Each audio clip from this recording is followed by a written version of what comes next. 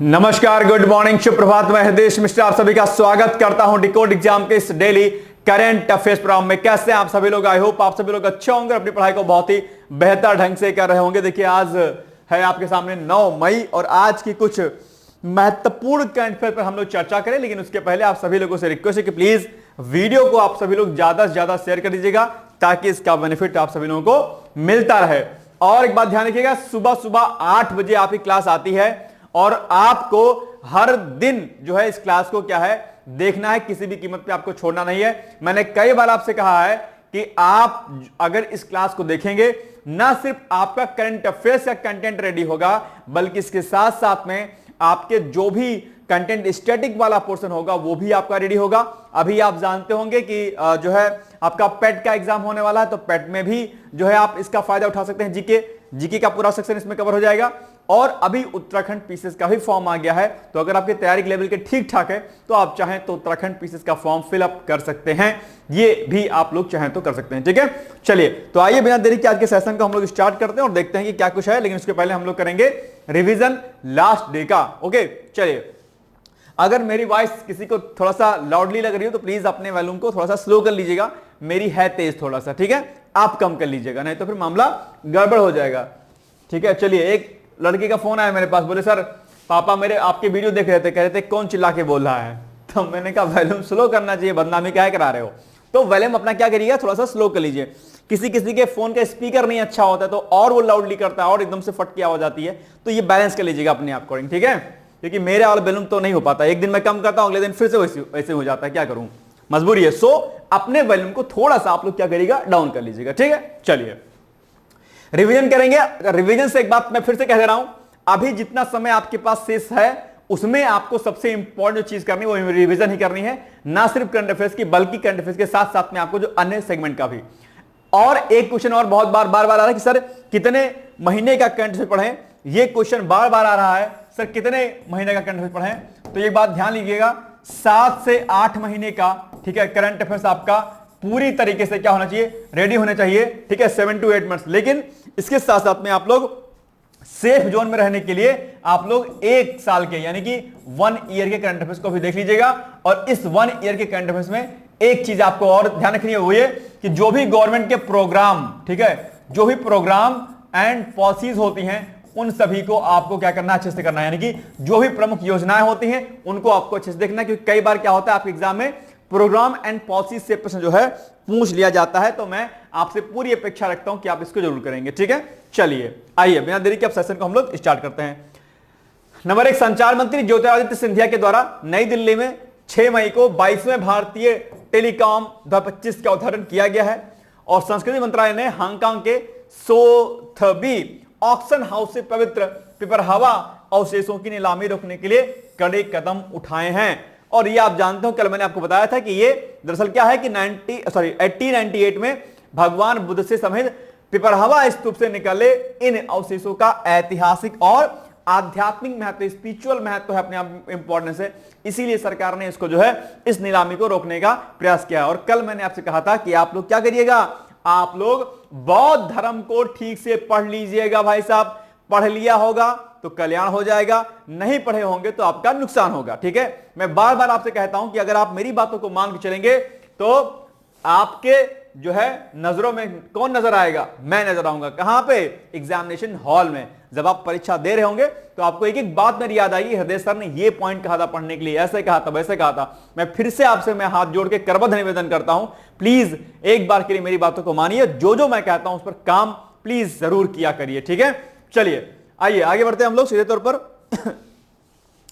तो भारत अब दुनिया का तीसरा सबसे बड़ा स्टार्टअप इकोसिस्टम बन गया है, ध्यान दीजिएगा, ये एक बड़ी बात है अपने आप पे। और इसके अलावा सरकारी कंपनी गेल इंडिया लिमिटेड वित्त वर्ष 2024-25 में अपने स्टार्टअप निवेशक फंड को 100 करोड़ से बढ़ाकर 500 करोड़ रुपए कर दिया है। यानी कि इस 500 करोड़ रुपए के माध्यम से जो है गेल क्या करेगी, जो भी नए निवेशक होते हैं, जो भी नए स्टार्टअप होते हैं, उनको क्या करती है, फंड करती है उनको। ठीक है, नेक्स्ट है भारत का पहला मानव अंतरिक्ष मिशन, क्या नाम है इसका, गगनयान। भारतीय अंतरिक्ष अनुसंधान संगठन यानी कि इसरो द्वारा संचालित एक ऐतिहासिक परियोजना है जिसका उद्देश्य क्या है, जिसका उद्देश्य है भारत को अपने अंतरिक्ष यात्रियों को अंतरिक्ष में भेजने वाले देशों की श्रेणी में क्या करना, शामिल करना। और आप इसमें जानते हो कि चौथा देश दरअसल भारत बन जाएगा जो इस उपलब्धि को हासिल करेगा।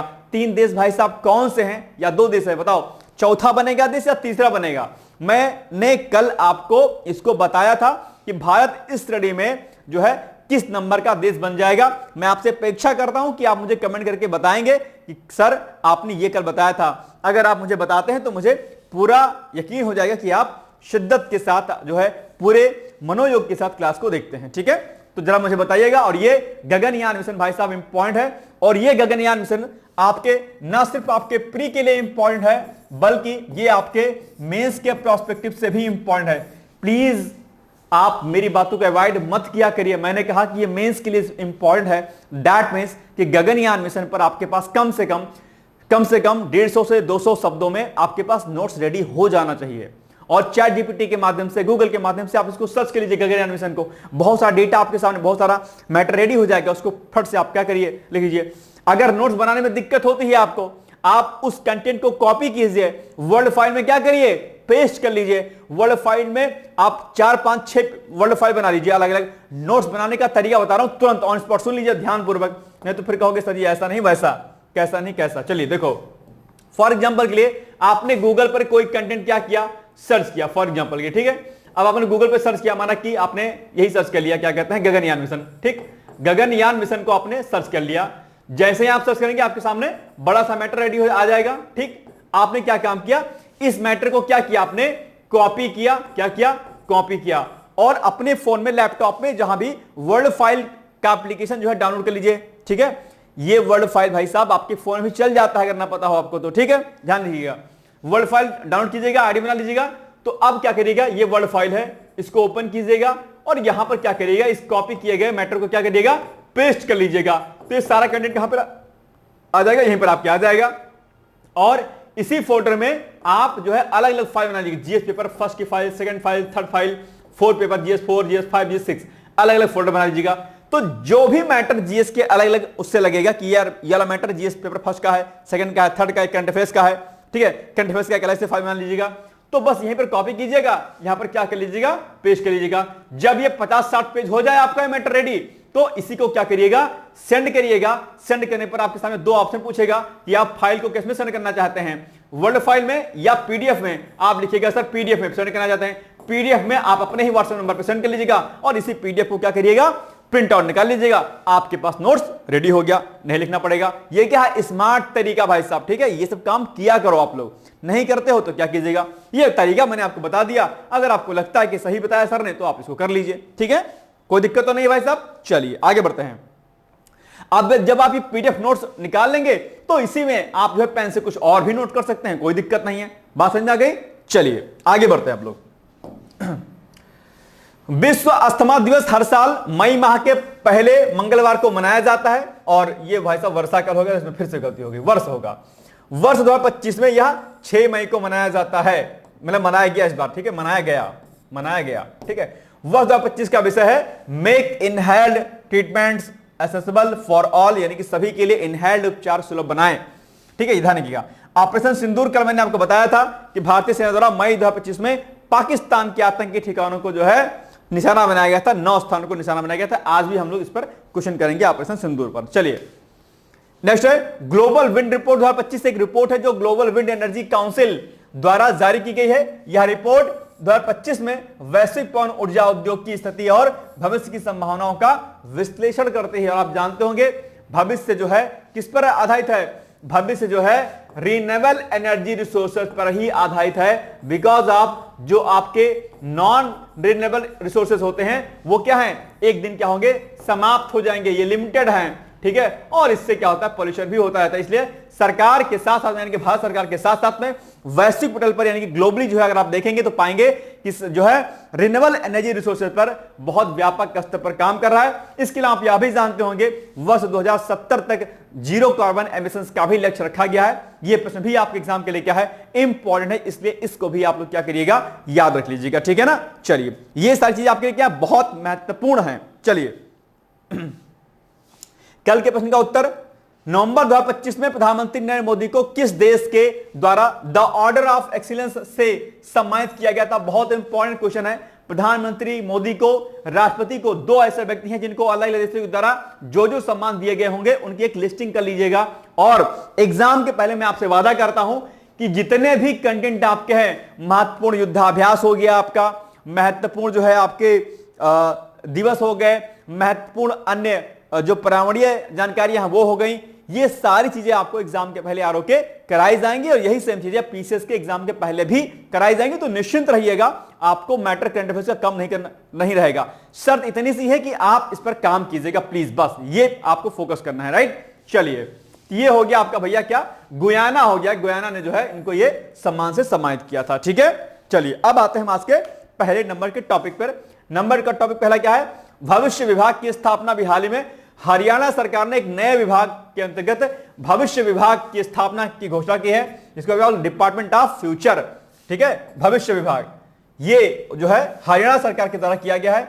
यह भारत का पहला ऐसा विभाग है जिसका उद्देश्य राज्य को आगामी आर्थिक, तकनीकी और पर्यावरणीय चुनौतियों के लिए तैयार करना। बहुत अच्छा इनिशिएटिव है हरियाणा सरकार का, बिकॉज ऑफ अगर आप देखेंगे इसमें, जैसे कोई भी चीज है, जैसे अभी प्रेजेंट टाइम में आप जी रहे हैं, ठीक है, प्रेजेंट में आप हैं, और भविष्य में यानी कि फ्यूचर में क्या क्या चुनौतियां आपको हो सकती हैं, क्या क्या समस्याएं आपके सामने आ सकती हैं, इन समस्याओं का निराकरण पहले ही किया जाएगा ताकि हमें भविष्य में चिंता ना करनी पड़े। जैसे कि फॉर एग्जांपल के लिए आप जानते होंगे बहुत तेजी के साथ क्या हो रहा है, समय भौम जल अर्थात ग्राउंड वाटर लेवल की क्या हो रही है, कमी हो रही है। तो सरकार पहले ही जान जा रही है कि भाई ग्राउंड वाटर लेवल की कमी हो रही है, इसलिए सरकार ग्राउंड वाटर लेवल को बढ़ाने के लिए व्यापक स्तर पर काम करेगी। आप यह भी जानते होंगे कि जैसे पॉल्यूशन बढ़ रहा है, तो पॉल्यूशन बढ़ रहा है तो भविष्य में चिंता जो है दिक्कत ना हो, इसके लिए सरकार वृक्षारोपण पर खूब काम करेगी। यानी कि भविष्य डिपार्टमेंट यानी कि डिपार्टमेंट ऑफ फ्यूचर का काम होगा कि जो भी समस्याएं इन फ्यूचर में उत्पन्न होने वाली हैं, चाहे वो इकोनॉमिकल प्रॉब्लम हो, चाहे वो क्या कहते हैं आपका टेक्नोलॉजिकल प्रॉब्लम हो, चाहे वो एनवायरमेंटल प्रॉब्लम हो, उन सभी चुनौतियों को जो है पहले ही दूर करने का प्रयास इस डिपार्टमेंट से किया जाएगा, जिसको डिपार्टमेंट ऑफ फ्यूचर यानी कि भविष्य का विभाग कहते हैं। ये हरियाणा सरकार की बहुत अच्छी पहल है और मुझे लगता है कि इस पहल को उत्तर प्रदेश सरकार को भी करना चाहिए। अगर मेरा वीडियो किसी के घर में कोई विधायक सांसद देख रहा है तो इसे प्लीज इसको जरूर आप लोग भी, यूपी गवर्नमेंट भी कर सकती है। इनफैक्ट अलग अलग स्टेट भी और गवर्नमेंट ऑफ इंडिया लेवल पर भी यानी कि केंद्र सरकार के स्तर पर भी इस प्रकार के डिपार्टमेंट का निर्माण जरूर किया जाए। हालांकि इसी से संबंधित एक कॉन्सेप्ट है, आप जानते होंगे सस्टेनेबल डेवलपमेंट कहते हैं, उसकी दिशा में हम लोग काम कर रहे हैं, आप जानते होंगे। लेकिन फिर भी एक अलग से डिपार्टमेंट ये बनाया जाना चाहिए। मैं तो कहता हूं अलग से एक फ्यूचर ऑफ जो है डिपार्टमेंट ऑफ फ्यूचर की तरीके से एक मिनिस्ट्री ऑफ फ्यूचर, क्या मिनिस्ट्री ऑफ फ्यूचर नाम का एक अलग से जो है मंत्रालय बनाया जाना चाहिए और उसमें एक मंत्री हो, ठीक है, या उन मंत्री और मंत्री साथ में उसमें जो मेंबर हो वो अच्छे अच्छे शिक्षाविद हो, पर जो है पर्यावरणविद हो, साइंटिस्ट हो और समाजसेवी हो। ये सारी चीजों को देखें और इस पर काम करें। ये एक बड़ा अच्छा अगर इनिशिएटिव होगा अगर केंद्र सरकार इस चीजों पर काम करती है तो, ठीक है। चलिए आगे बढ़े हम लोग। भविष्य विभाग का उद्देश्य क्या है मैंने बता ही दिया।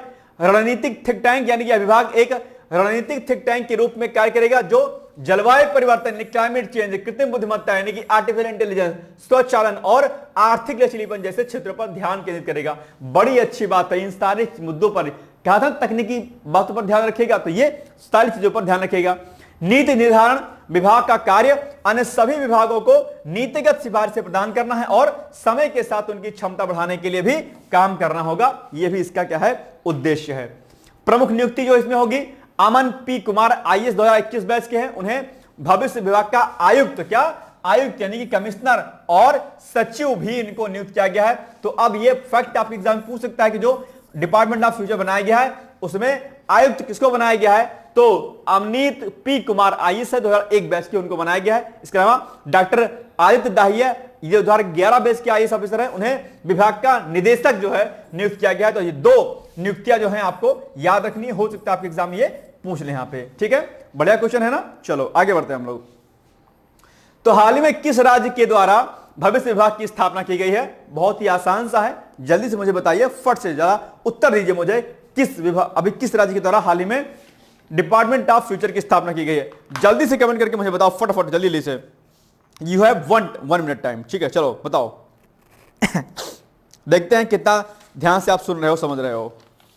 चलो बताइए भैया क्या होगा इसका उत्तर? इसका उत्तर होगा हरियाणा, है ना? बस ध्यान रखिएगा, ए इज द राइट आंसर। अच्छा, वीडियो को प्लीज आप लोग शेयर जरूर कर दीजिएगा ताकि इसका बेनिफिट सभी अभ्यर्थियों को मिलता रहे, ठीक है? मुझे पैसा इसका नहीं मिल जाएगा शेयर करने का, ठीक है?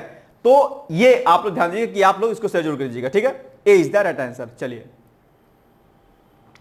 भारत की जीडीपी, ठीक है, 2025 में जापान को पछाड़कर दुनिया की चौथी सबसे बड़ी अर्थव्यवस्था बनने के क्रम में अभी है। और आप जानते होंगे कि यह एक बड़ी बात है अपने आप में कि जो है इस पर काम हो रहा है, यानी कि भारत की जीडीपी 2025 में जापान को पछाड़कर दुनिया की चौथी, अभी कितनी है? 5वीं है, चौथी बनने की कगार पर, जो कि बहुत शीघ्र, अतिशीघ्र हो जाएगा, ठीक है? अंतरराष्ट्रीय मुद्रा कोष, जिसको हम लोग क्या बोलते हैं? आईएमएफ बोलते हैं, आप जानते होंगे। तो अंतरराष्ट्रीय मुद्रा कोष और की ओर से जारी किए गए वर्ल्ड इकोनॉमिक आउटलुक रिपोर्ट जो होती है, उसमें क्या कहा गया? अप्रैल 2025 में यह जानकारी दी गई है। ये जो बात कही गई है, कौन सी? ये वाली बात, ये किसने कही है? ये कही है आईएमएफ ने। किस रिपोर्ट में? ये जो आपकी रिपोर्ट होती है वर्ल्ड इकोनॉमिक आउटलुक रिपोर्ट, ठीक है? रिपोर्ट के अनुसार 2025 में भारत की नॉमिनल जीडीपी बढ़कर 4187.017 अरब डॉलर हो जाएगी। बड़ी उपलब्धि अपने आप में। वहीं जापान की जीडीपी का आकार 4186.431 अरब डॉलर रहने का अनुमान व्यक्त किया गया है। तो ये आप यहां पर देख पा रहे होंगे, यानी कि ये भारत से कम हो जाएगी और भारत जापान को पछाड़ करके वैश्विक पटल पर चौथी सबसे बड़ी जो है अर्थव्यवस्था, यानी कि 4th लार्जेस्ट जो है इकोनॉमी बन के इंडिया उभरने वाला है। बड़ी उपलब्धि है भारत सरकार के लिए अपने आप में, हम सभी के लिए, कि हम अपनी इकोनॉमी को इतना स्ट्रांग करके चल रहे हैं। और बगल में आपका देश पड़ोसी कौन सा है? पाकिस्तान। भाई साहब गोली ऐम ही चलाता रहता है, मैंने एक दिन समझाया था नहीं, धा धा धा मारेगा अपने आप पे बिना मतलब के। भाई साहब जैसे होता है ना, पगला जाते हैं इंसान, वैसे ही है वो। पाकिस्तान पागल कंट्री, मैं तो उसको कहता हूं। लोग कहते हैं कि ये करो। कल मैं एक डिबेट देख रहा था, उसमें कांग्रेस की प्रवक्ता थी और बीजेपी की प्रवक्ता थी, डिबेट कर रही थी। तो कांग्रेस प्रवक्ता ने कहा कि जो है क्या कहते हैं, इसको शत्रु देश घोषित कर देना चाहिए। अरे शत्रु देश घोषित कर देना चाहिए क्या? है ऑलरेडी शत्रु देश। हालांकि बीच में दोनों लोग लड़ने लगे, बीजेपी और वो वाले दोनों लोग। लड़ना नहीं चाहिए भाई साहब, देश का मामला होता है, इकट्ठा रहा करिए आप लोग, है नहीं? तो शत्रु देश ऑलरेडी है, पागल कंट्री अपने आप में, क्या कीजिएगा? चलिए, लेकिन फिर भी मॉक ड्रिल हुई है 7 तारीख को, आप सभी लोग जानते होंगे। अपना बचाव आप लोग हमेशा ध्यान से करिएगा, ठीक है? चाहे वो भूकंप हो, चाहे कोई कृत्रिम आपदा हो, प्राकृतिक आपदा हो, कोई भी आपदा हो, और या फिर इस तरीके से इंटरनेशनल सिक्योरिटी का जो है थ्रेट हो, आप लोग प्लीज अपने आप को थोड़ा सा बचा के रखिएगा, ठीक है? ये इंपॉर्टेंट है आपके लिए। चलिए, भारत मौजूदा समय में दुनिया की 5वीं सबसे बड़ी इकोनॉमी है, आप जानते होंगे। और जीडीपी में अमेरिका, ध्यान दीजिएगा, अमेरिका, चीन, जर्मनी, जापान भारत से क्या है? आगे है। यानी कि भारत क्या है? 1, 2, 3, 4 और 5वें नंबर पर क्या है? भारत है। और अभी क्या होगा? ये इसको क्या करेगा? रिप्लेस कर देगा। भारत आ जाएगा जापान की जगह पर और जापान आ जाएगा भारत की जगह पर, यानी कि ये हो जाएगा चौथे नंबर पर कौन? भारत। तो 1, 2, 3 और 4 आ जाएगा भारत। अभी जल्द ही ये होने वाला है। आईएमएफ ने वर्ल्ड इकोनॉमिक जो है आउटलुक जो रिपोर्ट होती है अप्रैल की, उसमें कहा है। याद रहेगा पॉइंट? चलिए, अच्छा, वर्ल्ड इकोनॉमिक रिपोर्ट जो होती है वो भैया, उसके बारे में अगर आप जानते नहीं जानते हैं, ये बड़ी इंपॉर्टेंट रिपोर्ट है। इसके डेटा आपके बड़े इंपॉर्टेंट होते हैं, तो इसको आप लोग मेंस के प्रोस्पेक्टिव से वर्ल्ड इकोनॉमिक जो आउटलुक रिपोर्ट होती है उसको डाल दीजिएगा आप लोग, अच्छा इंपैक्ट पड़ेगा।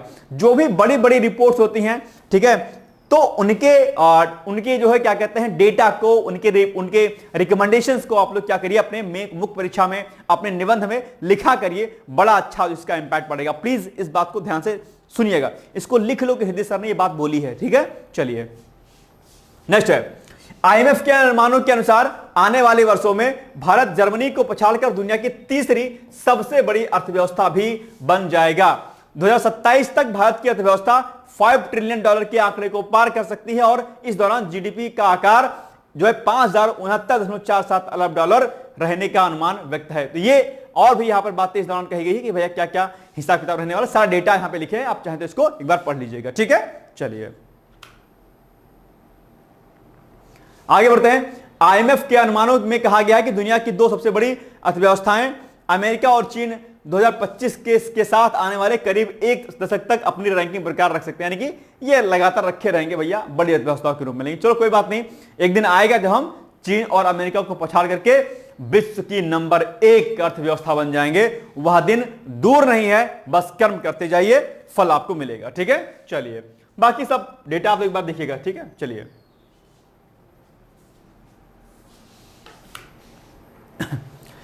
निम्नलिखित कथनों में कौन सा कथन सही है? नंबर 1, भारत की जीडीपी 2025 में जापान को पछाड़कर दुनिया की चौथी सबसे बड़ी अर्थव्यवस्था बन जाएगी। ठीक बात है। आईएमएफ ने 2025 के लिए भारत की जीडीपी विकास दर को घटाकर 6.2% कर दिया। इससे पहले जनवरी आउटलुक रिपोर्ट में यह आंकड़ा 6.5% पर था। ठीक है, बिल्कुल सही बात है। तो ये आ जाएगा आपका सी, यानी कि 1 और 2 दोनों के सही है। ठीक है, ऑपरेशन सिंदूर भैया, इसको कल भी हमने आपको बताया था, लेकिन आज कुछ फैक्ट और हैं। ठीक है, उसको भी आप लोग एक बार देख लीजिए।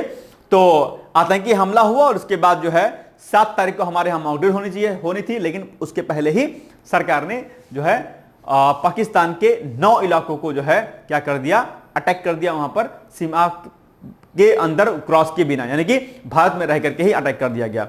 आप जानते होंगे कि जो पहलगाम आतंकी हमला हुआ वो अपने आप में बड़ा दुखदाई हमला था और इसकी परिप्रेक्ष्य में जो है सरकार ने कार्रवाई की। हालांकि इसके बदले में पाकिस्तान ने कई सारे जो है जगहों पर जो है सीज फायर किया अपने आप में और वहां पर कई लोग, निर्दोष लोग मारे गए। देखते हैं आगे क्या कुछ होता है। मुझे लगता है कि पाकिस्तान का कहानी खत्म ही कर देना चाहिए, लेकिन ठीक है, देखते हैं क्या होता है। ये एक गड़बड़ चीज है कि अपने आप में देखो, आतंकवाद एक ऐसा नासूर है अपने आप में जो कभी खत्म नहीं होने वाला है जब तक कि सभी देश मिलकर इस पर काम नहीं करेंगे। बहुत जरूरी है कि इस आतंकवाद को हमेशा के लिए खत्म कर दिया जाए और इसके लिए एक मजबूत इच्छा शक्ति की आवश्यकता है और मुझे लगता है कि भारत सरकार इस पर काम करेगी आगे। बाकी देखते हैं क्या होता है। नेक्स्ट है, पहलगाम आतंकी हमले में मारे गए 26 सैलानियों में विधवा हुई महिलाओं की मांग से उजड़े सिंदूर का बदला लेने के लिए 6 अप्रैल आधी रात को महज 25 मिनट के ऑपरेशन सिंदूर में 9 आतंकी ठिकाने तबाह कर दिए गए अपने आप में। ठीक है, नेक्स्ट है, भारत ने बिना सीमा पार किए हैमर, स्कल्प और मिसाइलों से पाकिस्तान और पीओके में जैसे मोहम्मद, देखो नाम क्या संगठन है ये, क्या जैसे मोहम्मद, लश्कर ए तैयबा और हिजबुल मुजाहिदीन के ठिकाने जो है क्या कर दिए, बर्बाद किए। ये सब क्या है? ये सब अंतरराष्ट्रीय संगठन है, ये सब बैन किए गए अंतरराष्ट्रीय लेवल पर, लेकिन उसके बाद भी ये लोग अपने हरकतों से बाज नहीं आ रहे हैं। ठीक है, इसमें सबसे ज्यादा महत्वपूर्ण जो है कौन है? बहावलपुर में स्थित जैसे मोहम्मद का मुख्यालय मरकज सुभान अल्लाह रहा। ये एक बड़ी जो है मस्जिद के रूप में शायद जाना जाता है वहां पर। ये एक बड़े आतंकवादी चीजों को क्या करता है, यहां पर ट्रेनिंग ईटीसी दिया जाता है, यहां पर बड़े स्तर पर ट्रेनिंग वगैरह दिया जाता था। काफी बड़े एरिया में ये जो है मरकज सुभान अल्लाह जो है फैला हुआ था और यहां पर एकदम हिट जो है टारगेट किया गया और उसको तबाह कर दिया गया अपने आप पे। ठीक है, इसके अलावा आप जानते होंगे एक आतंकवादी है, उसके कई सारे जो है रिलेटिव्स मारे गए। ठीक है, तो ये एक बड़ा जो है बड़ी कार्रवाई देखने को मिली है। मरकज सुभान अल्लाह जैसे मोहम्मद का सबसे महत्वपूर्ण आतंकी केंद्र था। बहावलपुर में 15 एकड़ क्षेत्र में फैला हुआ, ये 15 एकड़ में फैला हुआ था। और सबसे बड़ी बात है, वहां के जो आतंकवादी संगठन होते हैं उनको वहां के जो है सेना का सपोर्ट मिलता है। बहुत दुखदाई है। जैसे अभी आतंकवादी मारे गए तो उनके जनाजे में बताइए सेना के लोग, बताइए पीएम का बताइए फूल का गुच्छा आया हुआ था, आपने देखा होगा न्यूज में। बताइए कि ये लोग कितने पागल हैं, मतलब कि इनकी क्या बुद्धि है, भगवान ही मालिक है। क्या धर्म के नाम पर किस तरीके से क्या कुछ करना चाहते हैं, बहुत गलत है। शायद उन्हें सही तरीके से कुरान की नॉलेज नहीं, मुझे ऐसा लगता है, नहीं तो कोई धर्म इस तरीके से तो नहीं सिखाता है। ठीक है, खैर क्या ही किया जाए। तो यह केंद्र पुलवामा हमले जैसे आतंकी हमलों की योजना और प्रशिक्षण का गढ़ रहा है अपने आप में। और मरकज सुभान अल्लाह की पाकिस्तान के पंजाब प्रांत में बहावलपुर के बाहरी इलाके में NH5 कराची तुर्क हम राजमार्ग पर कराची मोड़ के पास जो है ये स्थित है। यह जैसे मोहम्मद का मुख्य प्रशिक्षण और प्रचार केंद्र है अपने आप पे, जिसको तबाह कर दिया गया है। तो ये आप लोग नाम याद रखिएगा, इसकी लोकेशन याद रखिएगा, हो सकता है आप एग्जाम में पूछ ले। ठीक है, चलिए तो ये आप पॉइंट यहां पर देख पा रहे हैं कि और भी कुछ सारे चीजें यहां पर जुड़ी हैं। पुलवामा अटैक से लेकर के कई सारे जो अटैक हमारे यहां पर हुए उनके पीछे ये इसका हाथ था, बड़ा हाथ है। 2015 में अफ्रीकी देशों, ठीक है, यूके सहित जुटाए गए धन से इसका जो है क्या किया गया था, निर्माण किया गया था इस पूरे संगठन का इनका। ठीक है, मरकज सुभान अल्लाह 2019 के पुलवामा हमले के लिए भी प्रशिक्षण केंद्र था, जिसमें 40 सीआरपीएफ जवान हमारे बेचारे क्या हुए थे, शहीद हो गए थे। 40 जवान शहीद हुए थे। बताइए कितना बड़ा आतंकी हमला था अपने आप में। ठीक है, इसके अलावा इसी के बाद भारत ने बालाकोट में एयर स्ट्राइक की थी और मरकज सुभान अल्लाह को ऑपरेशन सिंदूर के तहत भारतीय वायुसेना ने स्कैल्प और हैमर मिसाइलों के उपयोग करके बर्बाद कर दिया। तो ये सारे पॉइंट जो है ऑपरेशन सिंदूर से संबंधित है, आप इसको एक बार पढ़ लीजिएगा। चलिए, निम्नलिखित कथनों में कौन सा कथन सही है? नंबर 1, पहलगाम आतंकी हमले में मारे गए 28 सैलानियों की विधवा हुई महिलाओं की मांग से जुड़े सिंदूर का बदला लेने के लिए 6 अप्रैल की आधी रात को ऑपरेशन सिंदूर चलाया गया। ठीक, सही बात है। मरकज सुभान अल्लाह पाकिस्तान के पंजाब प्रांत में बहावलपुर के बाहरी इलाके में NH5 कराची तुर्क हम राजमार्ग पर कराची मोड़ के पास स्थित है या जैसे मोहम्मद का मुख्य प्रशिक्षण केंद्र है। बिल्कुल सही बात है। तो बस दोनों ही कथन सही, यानी कि सी इज द राइट आंसर। ठीक, कोई दिक्कत तो नहीं है, आगे बढ़िए। 10वीं विदेश कार्यालय परामर्श बैठक अभी संपन्न हो रही है, आप जानते होंगे, यहां पर आप इमेज के माध्यम से देख पा रहे होंगे। तो भारत और स्लोवेनिया, ठीक है, ये नाम याद रखिएगा, भारत और स्लोवेनिया के बीच जो है आज छोड़ दीजिए के बीच 6 मई को 10वीं विदेश कार्यालय परामर्श यानी कि फॉरेन ऑफिस जो है कंसल्टेशंस आयोजित की गई।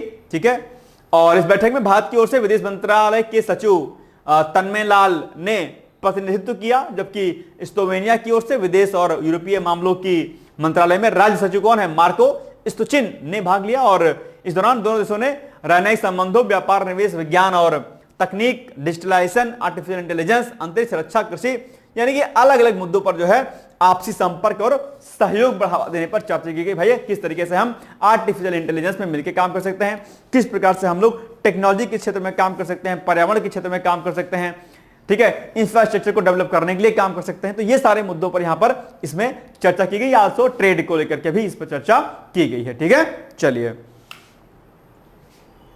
एक पॉइंट यहां पर और भी आए कि इसमें एक बात पर सहमति बनी है, और ये क्या है कि 2027 में भारत स्लोवेनिया राजनयिक संबंधों की 35वीं वर्षगांठ को विशेष तरीके से मनाया जाएगा, ताकि द्विपक्षीय संबंधों की गहराई और मजबूती प्रदर्शित की जा सके। यह भी इस बात पर चर्चा हुई है। और अगर बात हम लोग कर लेते हैं थोड़ा सा स्लोवेनिया की, तो इसकी राजधानी क्या है? राजधानी है ल्यूब्लियाना, आधिकारिक भाषा स्लोवेनियाई है, मुद्रा यहाँ की यूरो है, क्षेत्रफल लगभग 20,273 वर्ग किलोमीटर का है, और सरकार का जो प्रकार है वो क्या है? संसदीय लोकतंत्र यहां पर पाया जाता है। तो ये फैक्ट भी आप लोग क्या करिएगा? स्लोवेनिया के बारे में जान लीजिएगा। हो सकता है आपके एग्जाम में राजधानी या मुद्रा वगैरह में से कोई प्रश्न पूछ ले आपके एग्जाम में। ठीक है, चलिए, स्वतंत्रता प्राप्ति इसको कब हुई? 25 जून 1991 में।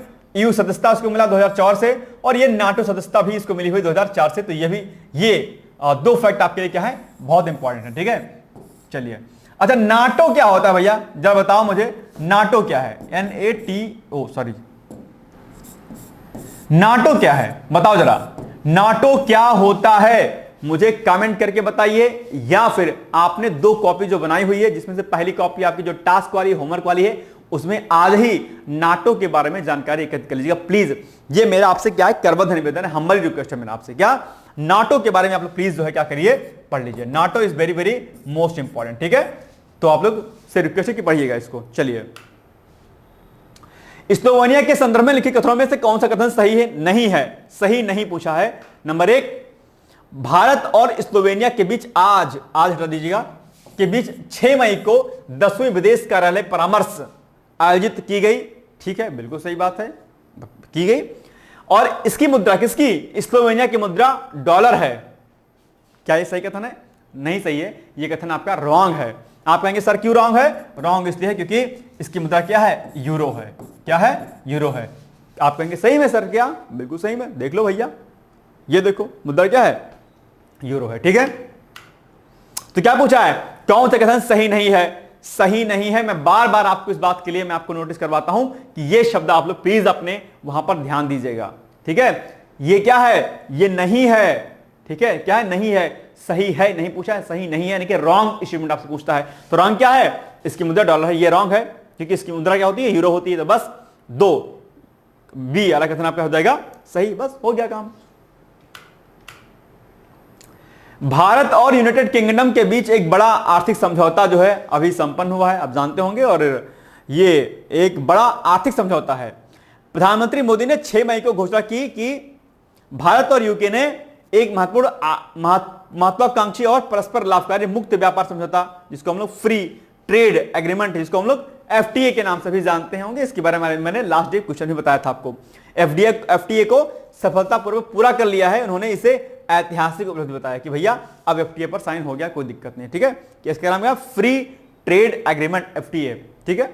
चलो, यह घोषणा दोहरी कराधान बचाओ संधि यानी कि डबल टैक्सेशन अवॉइडेंस, ठीक है, कन्वेंशन के साथ की गई, जो दोनों देशों के बीच व्यापार और निवेश यानी कि ट्रेड और इन्वेस्टमेंट को बढ़ावा देगी। तो अच्छी बात है अपने आप में, ठीक है ना।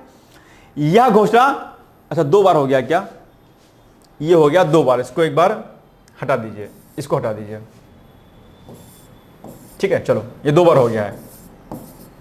यह समझौता भारत यूके व्यापक रणनीतिक साझेदारी को और मजबूती देगा, जो दोनों देशों के बीच विश्वास, समान हित और साझा दृष्टिकोण पर क्या होगा, आधारित होगा। तो ये अपने आप में बड़ी अच्छी बात है। चलिए, निम्नलिखित कथनों में कौन सा कथन सही है। नंबर 1, भारत और यूनाइटेड किंगडम के बीच एक बड़ा आर्थिक समझौता हुआ है। ठीक बात है, यह समझौता भारत यूके व्यापक रणनीतिक साझेदारी को और मजबूती देगा, जो दोनों देशों के बीच विश्वास, समान हित और साझा दृष्टिकोण पर आधारित है। बिल्कुल सही बात है।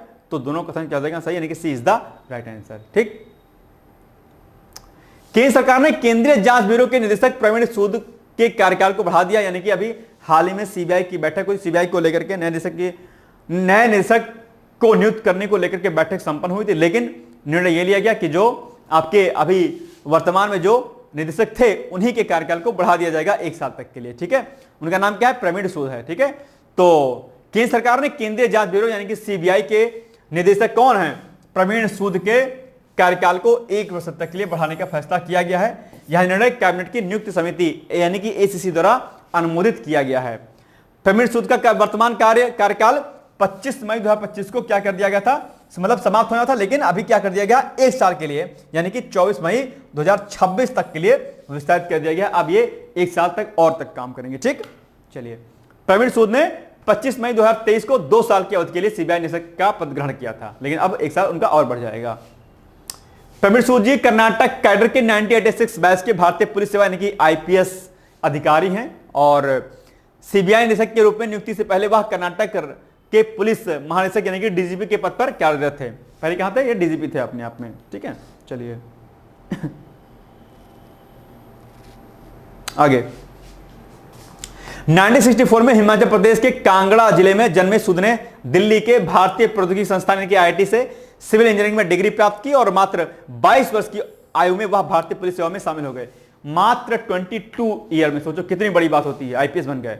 जिस उम्र में आप लोग चटियाते हो, आपको पता नहीं होता है कि बीए करना है कि एमए करना है कि क्या करना है कि कौन सा विषय थर्ड ईयर मिलेंगे, सेकेंड ईयर मिलेंगे, उस एज में बच्चे क्या होते हैं 21 साल 22 साल में आईएएस और आईपीएस बन जाते हैं। बड़ी बात है। अपने हौसले को जो है, जो भी बिगनर्स होंगे जिनकी एज कम है, ध्यान दीजिएगा, अभी आप सभी लोगों के पास टाइम है, समय है, क्षमता है, जितनी एनर्जी आप पढ़ाई में लगा सकते हैं लगा दीजिएगा। नहीं तो मेरे जैसे मेरी एज हो गई वैसे, हालांकि मेरी तो नहीं लगती है तो कोई दिक्कत नहीं है, आपकी लगेगी भाई साहब, ठीक है। और फिर बहुत टेंशन हो जाता है, और आजकल तो बिना जो है क्या कहते हैं पैसे का कुछ नहीं होता है, ना शादी ना ब्याह ना कुछ ना घर के लोग इज्जत करेंगे। इसलिए समय अगर आपके पास है, अगर एज आपकी कम है, तो सब कुछ भूल करके अपनी पढ़ाई पर फोकस कर लीजिएगा। और मैं कई बार आपसे कहता हूं कि अगर आप स्टूडेंट लाइफ में हैं, ठीक है, तो अपने प्रति स्वार्थी हो जाएं।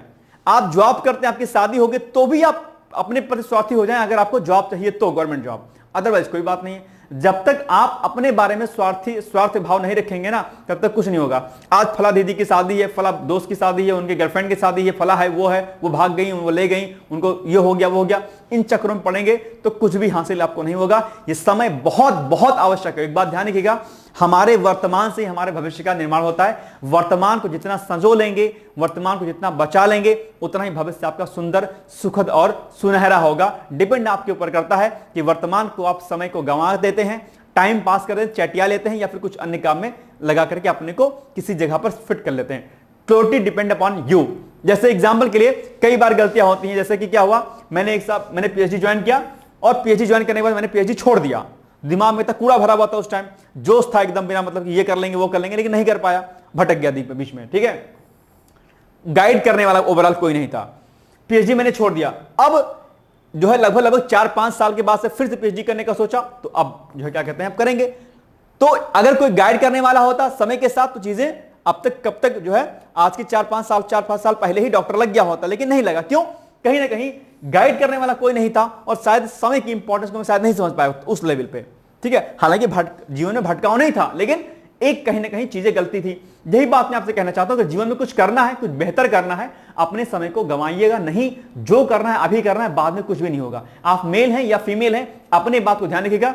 अगर आप सक्सेस हैं तो दुनिया आपके कदम चूमेगी, अदरवाइज आपके अपने भी यूं हाथ छोड़ के चले जाएंगे, आपको एहसास नहीं होगा। मैं कई बार इस बात को कहता हूं, तो प्लीज इस बात पर फोकस कीजिएगा। आप देखिए 22 वर्ष की उम्र में जो है ये काम हो गया, और अभी पहलगाम आतंकी हमले के परिप्रेक्ष्य में जो अभी अटैक किया गया भारत में, आपने वहां पर महिला ताकत को देखा। तो जो लोग महिलाओं की शादी करने के लिए आतुर रहते हैं, पिता लोग, माता लोग, वो भी सुन लें मेरे इस वीडियो को कि कम से कम अपनी बेटियों को, बच्चियों को और अपने लड़कों को आल्सो पढ़ने का मौका जरूर दें। बेटियां बहुत कुछ कर सकती हैं और कर रही हैं, इसलिए उनके हौसले को डाउन मत कीजिएगा, उनके हौसले को बढ़ाइए। मातृशक्ति अपने आप में पूजनीय होती है, और कहा भी गया कि यत्र नारिस्थ पूजन्ते रमन्ते तत्र देवता। जिस घर में नारी होती, पूजा होती है, वो हमेशा स्वर्ग होता है। इसलिए हमेशा पूजनीय, उनका जो है सम्मान करना चाहिए। और कई बार मैं कहता हूं कि हम सभी पुरुष जो है महिलाओं से हैं, महिलाएं हमसे नहीं है, जन्मात्री वही है, इसलिए उनका सम्मान करना है। और समाज के लिए एक बड़े स्तर पर महिलाओं का जो है क्या है योगदान है। 50% की आबादी महिलाओं की है, और उनका रोल हमारी इकोनॉमी के लिए बहुत आवश्यक है। तो ये सब बातें आपको ध्यान रखनी है, और इसलिए चैटियानी की जगह पर भैया पढ़ने का प्रयास कीजिएगा। मुझे लगता है कि ये ज्यादा आपके लिए क्या होगा, अच्छा होगा। चलिए आगे बढ़ते हैं। ज्यादा मोटिवेट करेंगे तो क्रैश कर जाएगा सर के ऊपर से, नहीं चलो लेकिन जरूरी है कि कई बार आप डिमोटिवेट हो जाते हैं, कहते सर ये क्या करें सर, हताश होते हैं। हताशा नहीं रखना है। मैं कई बार कहता हूं कि जब छोड़ दी सुखी की कामना, जब छोड़ दी सुखी की कामना, आरंभ कर दी साधना, फिर धार क्या मझधार क्या, और भगवान शंकर हो गए, फिर राख क्या श्रृंगार क्या। कोई बात नहीं, कामना ही छोड़ दी हमने सुख की, हमें कोई सुख नहीं चाहिए। हमें चाहिए हमारी मंजिल, और उस मंजिल को पाने के लिए चाहिए जोश, जज्बा और एक जिद अपने मन में ठानने की। तो मैं कई बार कहता हूं कि जिद ही क्या है, जीत है। अगर आपने ठान लिया जिद अपने अंदर कि मुझे सिलेक्शन लेना है आरओपीसी और यूपीएससी में, दुनिया की कोई ताकत आपको रोक नहीं सकती है। बस दो चीजों का ध्यान रखना है, और अक्सर मैं इस बात को कहता हूं कि positivity and consistency is the key of success. यानी कि आप लगातार पढ़ाई करिए और अपने भीतर सकारात्मकता का जो है समावेशन करिए, निश्चित तौर पर आपको सफलता जरूर मिलेगी। तो ये बात आपको विशेष तौर पर ध्यान देनी है। वीडियो अगर मेरा बीच में खराब लगा करे तो स्किप कर दिया करिए, बाद में मत कहा करिए सर जी स्पीच कहा देते हैं बीच में, ठीक है। क्योंकि मैं जानता हूं कि जिस फेज में आप हैं उस फेज में सिर्फ पढ़ने से काम नहीं चलेगा, उस फेज में आपको मोटिवेशन भी आपके लिए एक बहुत इंपॉर्टेंट रोल प्ले करेगा, ठीक है। प्लीज इसको ध्यान दीजिएगा। चलिए अब प्रश्न पर आते हैं सीधे। नंबर 1 पॉइंट क्या है, केंद्र सरकार ने केंद्रीय जांच ब्यूरो के निदेशक प्रवीण सूद के कार्यकाल को 2 वर्ष तक के लिए बढ़ाने का फैसला लिया है। बिल्कुल सही बात है। सही बात है क्या जी, ध्यान से सुना कि नहीं सुना है? अब आप मुझे बताओ इसमें कमेंट करके कि कौन सा कथन सही नहीं है। नंबर 1 कथन क्या है कि सरकार ने जो निदेशक वर्तमान है प्रवीण सूद, उनके कार्यकाल को 2 वर्ष के लिए बढ़ाने का फैसला लिया है, एक स्टेटमेंट। दूसरा, प्रवीण सूद का वर्तमान कार्यकाल 25 मई 2025 को समाप्त होने वाला था, जिसे 24 मई 2026 तक के लिए विस्तारित कर दिया गया है। बताओ दोनों स्टेटमेंट में कॉन्ट्रडिक्शन हो रहा है कि नहीं हो रहा है? तो अब बताओ मुझे कि कौन सा कथन इसमें सही नहीं है। देखते हैं कि कितना ध्यान से आपने सुना था मेरे वीडियो को। जल्दी से कमेंट करिए, यू हैव 30 सेकेंड। बताइए फटाफट कमेंट करके मुझे इसका उत्तर बताइए आप फटाफट। देखते हैं कि आप कितने ज्यादा समझदार हैं। बताइए कौन सा इसमें रॉन्ग स्टेटमेंट है। बताओ उत्तर क्या होगा, ए होगा, बी होगा, सी होगा, डी होगा? जल्दी से मुझे उसका उत्तर दीजिए फटाफट, जल्दी से। चलिए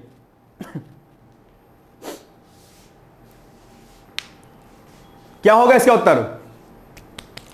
इसका उत्तर होगा भैया आपका ए वाला। क्या ए वाला? क्यों?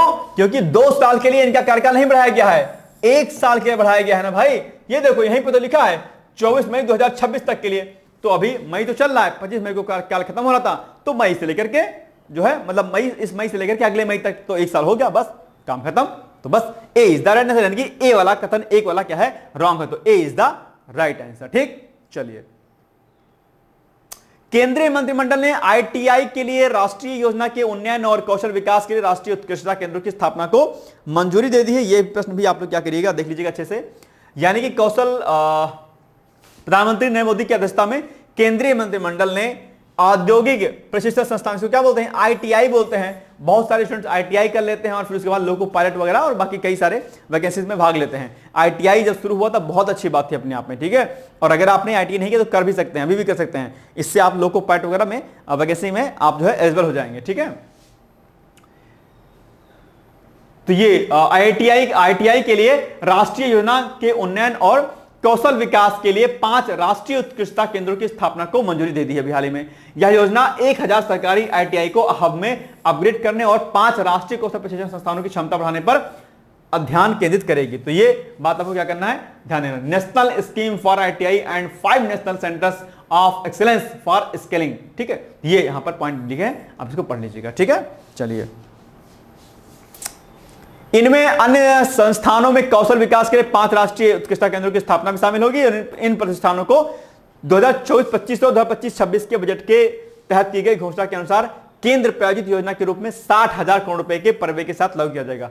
60,000 करोड़ रुपए, सोचो कितना बड़ा इन्वेस्टमेंट सरकार कर रही है, ठीक है, इसलिए इसका ध्यान दीजिएगा। बाकी यहां पर उद्देश्य लिखा है, राज्य सरकारों उद्योग के सहयोग से मौजूदा आईटीआई को सरकारी स्वामित्व वाले उद्योगों द्वारा प्रबंध किए जाने वाले कौशल संस्थानों के रूप में स्थापित करना है इसका मकसद, ठीक है। चलिए, ये सब पॉइंट बाकी और भी लिखे हैं, ये सब पढ़ लीजिएगा आप लोग। अब नंबर 1 पॉइंट है, निम्नलिखित कथनों पर विचार कीजिए, ठीक है, और विचार करने के बाद आपको यहां पर क्या लिखा है कि उपरोक्त कथनों में कौन सा कथन सही है, ये बताना है आपको। तो पीएम मोदी की अध्यक्षता में केंद्रीय मंत्रिमंडल ने औद्योगिक प्रशिक्षण संस्थान यानी कि आईआईटी के लिए, ठीक है, सॉरी आईटीआई के लिए राष्ट्रीय, आईटीआई और आईआईटी में अंतर है, कंफ्यूज मत हो जाइएगा, ठीक है, के लिए उन्नयन और कौशल विकास के लिए 5 राष्ट्रीय उत्कृष्टता केंद्रों की स्थापना को मंजूरी दे दी है, ठीक बात है। यह योजना 1000 सरकारी आईटीआई को हब में अपग्रेड करने और 5 राष्ट्रीय कौशल प्रशिक्षण संस्थानों की क्षमता बढ़ाने पर ध्यान केंद्रित करेगी, बिल्कुल करेगी। अब ये सब स्टेटमेंट आप एग्जाम में देखेंगे तो आपके हाथ पांव फूल जाएंगे, अरे बाप रे क्या पूछ लिया। ये इसीलिए होगा क्योंकि आप फैक्चुअल डेटा केवल पढ़ेंगे, कॉन्सेप्ट नहीं पढ़ेंगे, तो ऐसे प्रश्नों पर खूब ध्यान दिया करिएगा। तो दोनों कथन सही है, यानी कि सी इज द राइट आंसर, ठीक। चलिए, भारतीय अंतर्देशीय जलमार्ग प्राधिकरण और जर्मनी के लॉजिस्टिक्स सेवा प्रदाता रेनेस ग्रुप के बीच समझौता ज्ञापन पर अभी हाल ही में हस्ताक्षर हुआ है। तो पत्तन, पोत, परिवहन और जलमार्ग मंत्री कौन, सर्बानंद सोनोवाल की मौजूदगी में 6 मई को नई दिल्ली में भारतीय अंतर्देशीय जलमार्ग प्राधिकरण और जर्मनी के लॉजिस्टिक्स सेवा प्रदाता रेनेस ग्रुप के बीच समझौता ज्ञापन पर हस्ताक्षर हुआ है। यह पॉइंट याद रखिएगा। पिछले 10 वर्षों में भारत में बंदरगाहों, जहाजरानी और जलमार्ग क्षेत्र में तेजी के साथ विकास हुआ है। और ये कुछ पॉइंट देख रहे हैं, कार्गो हैंडलिंग क्षमता 2014 में 80 मिलियन मीट्रिक टन थी, जो अब 145 मीट्रिक टन हो गई है। तो ये सब उपलब्धता है भारत सरकार की। अब आप इन सब पॉइंट को लिख सकते हैं अपने मेंस में, ठीक है। आप बताइए कौन सा कथन सही है। नंबर 1, पत्तन, पोत, परिवहन और जलमार्ग मंत्री सर्बानंद सोनोवाल की मौजूदगी में 6 मई को नई दिल्ली में भारतीय अंतर्देशीय जलमार्ग प्राधिकरण, ठीक, एक ये, और जर्मनी के लॉजिस्टिक्स सेवा प्रदाता रेनेस ग्रुप के मध्य में समझौता ज्ञापन पर हस्ताक्षर हुआ है। पूछ लेगा कि किसके किसके मध्य में हुआ हस्ताक्षर, याद देखिएगा। कार्गो हैंडलिंग क्षमता के बारे में लिखा है कि 2014 में 80 मिलियन मीट्रिक टन थी, और जो अभी बढ़कर हो गई 145, ठीक है, बिल्कुल सही बात है। तो बस सी इज द राइट आंसर, ठीक। अब आपके लिए प्रश्न है, स्वतंत्र भारत की प्रथम औद्योगिक नीति की घोषणा कब की गई थी, बताइए। बहुत इंपॉर्टेंट प्रश्न है, ठीक है, तो इसका उत्तर मुझे बताइएगा। बाकी पीसीएस का बैच चल रहा है, ठीक है, और ये फाउंडेशन कोर्स है। यहां पर आपको प्री, मेंस, इंटरव्यू, ठीक है, प्री का पीवाई क्यूज आपका, मेंस का पीवाई क्यूज आपका, प्री की टेस्ट सीरीज, मेंस की टेस्ट सीरीज आपका, डेली प्री का पीवाई क्यू जो है क्यूज आपका, डेली आंसर राइटिंग प्रैक्टिस, ये सब चीजें आपको जो है इसमें कराई जाएंगी। तो मैं आपसे अपेक्षा करता हूं कि आप लोग जो है इस कोर्स को ज्वाइन करेंगे, और इस कोर्स को लेने के बाद किसी बाहरी स्रोत को आपको लेने की आवश्यकता नहीं होगी, यानी कि किसी कोई किताब लेने की आपको आवश्यकता नहीं होगी। आपकी इच्छा होगी तो आप किताब ले सकते हैं, लेकिन अगर आप इस बैच को आपने पूरा पढ़ लिया अच्छे तरीके से तो आपको बहुत फायदा होगा। एक स्टूडेंट कल मेरे पास शिकायत आई कि सर फला कोचिंग में मैंने एडमिशन लिया था और वहां पर जो है कोर्स नहीं पूरा हुआ है, 1.5 साल से ऊपर का जो है टाइम हो गया है, और जो है कुछ चीजें समझ मुझे नहीं आई। तो मैंने उनसे कुछ चीजें उनसे पूछी, मैंने कहा क्या आपको ये पता है, तो उन्होंने कहा कि सर बताइए क्या पूछना है। मैंने पूछा, एक थ्योरी पूछी मैंने, यूट्रिफिकेशन पूछा। उस बड़ी कोचिंग में मैं किसी को नहीं क्रिटिसाइज नहीं कर रहा हूं, लेकिन उस बड़ी कोचिंग में जो है यूट्रिफिकेशन की डिफिनेशन को गलत लिखाया गया था। ये बहुत खराब बात है कि ज्योग्राफी पढ़ाने वाले टीचर को यूट्रिफिकेशन नहीं आ रहा था, नहीं बताया था ये। और ऐसा नहीं कि गलती से पढ़ाया गया, 2 टीचर ने पढ़ाया, एक टीचर ने कहा कि उन्होंने गलत पढ़ाया है और एक टीचर ने कहा कि उन्होंने गलत पढ़ाया है।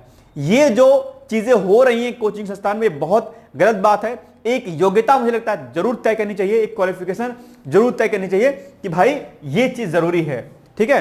तो स्पेसिफिक जब कोई चीज विषय पढ़ाता है तो गलतियां नहीं होती हैं। तो ये बात ध्यान रखिएगा कि जब भी कोचिंग ज्वाइन करिए, चाहे हमारे यहां चाहे कहीं और, कम से कम एक बार टीचर्स के बारे में नॉलेज जरूर लीजिएगा। फला कोचिंग बहुत बड़ा नाम है, इस बिहाफ पे मत जाइए कहीं भी कोचिंग करने, क्योंकि आपके भविष्य का सवाल है। इसलिए या तो कोचिंग ज्वाइन कीजिएगा तो ऑथेंटिक कीजिएगा, चाहे डिकोड करिए या कहीं और करिए, और रेफरेंस अगर नहीं करिएगा तो रेफरेंस बुक पर खूब भरोसा कीजिएगा। बहुत ज्यादा इंटरनेट की दुनिया से दूर रहिएगा।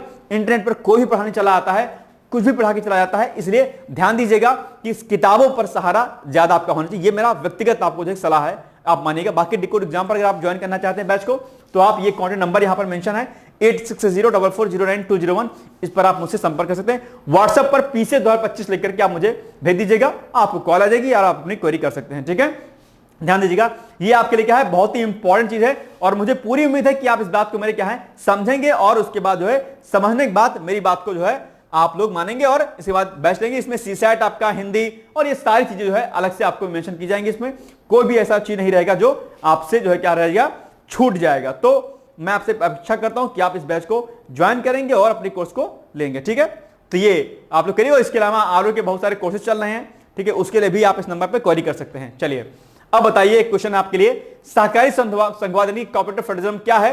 कि आपको लगता है कि सहकारी संघवाद की संकल्पना क्षीण हो रही है? ये बताइएगा, आपको यहां पर क्या करना है, अपनी बात को रखना है। तो ये एक इंपॉर्टेंट क्वेश्चन है, और ये सहकारी संघवाद एक दिन और मैंने क्वेश्चन दिया था, और अभी भी ये क्या है आपके लिए बहुत ही इंपॉर्टेंट है, तो इस पर आप लोग नोट्स जरूर बना लीजिएगा। ठीक है, चलिए, तो ये हो गया आज का हमारा महत्वपूर्ण वीडियो। मिलेंगे हम लोग कल, तब तक आप लोग पढ़ते रहिए, मस्त रहिए, व्यस्त रहिए। और पीसीएस 2025 के जो फाउंडेशन कोर्स के अगर स्टूडेंट अगर इस समय मेरा वीडियो देख रहे होंगे, तो आप लोग के लिए आर्टिकल ऑलरेडी जो है एप्लीकेशन पर दिया जाता है, आप लोग उसको प्लीज जरूर देखा करिएगा। ठीक है, मिलेंगे कल हम लोग, तब तक पढ़ते रहिए, मस्त रहिए, मुस्कुराते रहिए, हंसते रहिए, खिलखिलाते रहिए, चटियाने से थोड़ा सा कम बजाइएगा। ठीक है, thank you so much, bye, take care, all the best. दोस्तों, क्या आप पीसीएस अधिकारी बनना चाहते हैं? यदि हाँ, तो डिकोड एग्जाम लेकर आया है यूपी पीसीएस फाउंडेशन कोर्स 2025। यह एक ऑल इन वन कोर्स है, जिसमें प्रीलिम्स मेंस दोनों ही परीक्षाओं के लिए वीडियो लेक्चर, एनसीईआरटी और standard books based bilingual notes उपलब्ध कराया जा रहा है। इस कोर्स में प्री और मेंस के सभी प्रीवियस ईयर क्वेश्चंस पेपर भी वीडियो लेक्चर के माध्यम से कोर्स में सम्मिलित होंगे। साथ ही साथ में कोर्स का कंटेंट गुणवत्तापूर्ण होने के साथ ही साथ एग्जाम ओरिएंटेड है, जिससे कोर्स लेने वाले स्टूडेंट्स को कोई भी बाहरी पुस्तक या नोट्स पढ़ने की आवश्यकता न पड़े। इस कोर्स में प्रीलिम्स और मेंस के टेस्ट सीरीज तथा आंसर राइटिंग प्रोग्राम भी शामिल है, जिसके साथ ही साथ टेलीग्राम ग्रुप में रेगुलर टॉपिक वाइज टेस्ट कराए जाएंगे। इसके साथ ही सीसैट, निबंध तथा सामान्य हिंदी की अतिरिक्त कक्षाएं भी चलाई जाएंगी, तथा हमारे कोर्स से परीक्षा में सफल होकर इंटरव्यू देने वाले विद्यार्थियों को इंटरव्यू की भी तैयारी कराई जाएगी, और अंतिम परिणाम कुछ भी हो, पूरी फीस उन्हें रिवार्ड के स्वरूप जो है वापस कर दी जाएगी, तथा अगले बैच में उन्हें निःशुल्क प्रवेश प्रदान किया जाएगा। उल्लेखनीय है कि डिकोड एग्जाम एक संस्थान के रूप में 5 वर्ष के अपने सफल कार्यकाल में अब तक 55 से अधिक विद्यार्थियों को विभिन्न परीक्षाओं में अंतिम सफलता दिलाने में अपना सफल योगदान दे चुका है। इस कोर्स की फीस 15,000 रुपये निर्धारित की गई है, लेकिन पहले प्रवेश देने वाले 100 विद्यार्थियों को 3,000 रुपये की विशेष छूट दी जा रही है। और अधिक जानकारी के लिए हमारे संस्थान के नंबर 6307495944 पर संपर्क करें।